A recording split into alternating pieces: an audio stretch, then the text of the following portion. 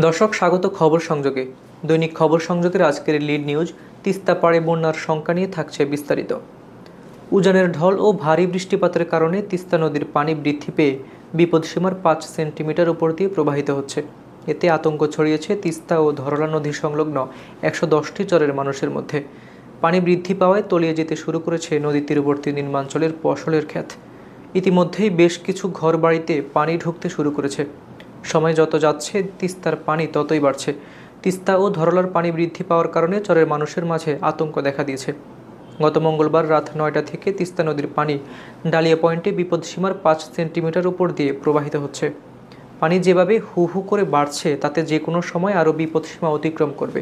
এদিকে তিস্তার পানি নিয়ন্ত্রণে রাখতে দেশের সবচেয়ে বড় সেচ প্রকল্প তিস্তা ব্যারেজ পয়েন্টে ৪৪টি জলকপাট খুলে দিয়েছে কর্তৃপক্ষ। তিস্তার চরাঞ্চল ও নদী তীরবর্তী বাসিন্দারা জানিয়েছেন, ভারী বৃষ্টিপাত ও ভারতের উজানের পাহাড়ি ঢলের কারণে তিস্তার পানি বাড়তে শুরু করেছে। এতে তিস্তার চরাঞ্চলের নিম্নাঞ্চলে যে কোনো সময় পানি প্রবেশ করে বন্যার সৃষ্টি করতে পারে। ফলে আতঙ্কিত হয়ে পড়েছেন এসব এলাকার বাসিন্দারা। তিস্তা নদী এলাকার বাসিন্দা রুবেল মিয়া বলেন, আমরা এখন সবসময় আতঙ্কে আছি। বন্যা, খরা, নদী ভাঙনের সঙ্গে যুদ্ধ করে আমাদের জীবন অতিবাহিত হয়।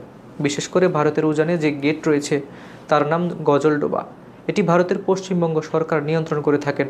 খরা মৌসুমে গেটটি বন্ধ রাখা হয় আর বর্ষা এলেই থেমে থেমে পানি ছেড়ে দিয়ে আমাদেরকে ভাসিয়ে দেয় ভারত।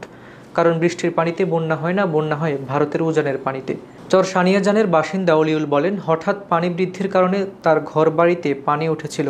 একই কথা বলেন চর সিন্ধুনা এলাকার বাসিন্দা মনোয়ারা বেগম। তিনি বলেন, তার বাড়ির চারপাশেই পানি। গরু ছাগল নিয়ে চরম বেকায়দায় রয়েছেন তিনি। ডাউয়াবাড়ি ইউপি চেয়ারম্যান মশিউর রহমান বলেন, পানি বৃদ্ধির কারণে চরের মানুষগুলো চরম বেকায়দায় রয়েছে। Teesta barrage control room incharge Nurul Islam জানান, উজানের ঢলে তিস্তার পানি বৃদ্ধি পেতে শুরু করেছে। তিস্তা ব্যারেজের ডালিয়া পয়েন্টে মঙ্গলবার রাত ৯টায় তিস্তার পানি বিপদসীমার ৫ সেন্টিমিটার উপর দিয়ে প্রবাহিত হচ্ছে। পানি নিয়ন্ত্রণে রাখতে ব্যারেজের সব গেট খুলে দেওয়া হয়েছে। তিস্তা ব্যারেজ প্রকল্প বোর্ডের নির্বাহী প্রকৌশলী অমিতাভ চৌধুরী বলেন, পানি বৃদ্ধি পেয়ে বিপদসীমার ৫ সেন্টিমিটার অতিক্রম করেছে। আমরা সতর্ক আছি এবং চরের মানুষদের সতর্ক করতে বলছি। হাবিবুর রহমান নিশান, খবর সংযোগ।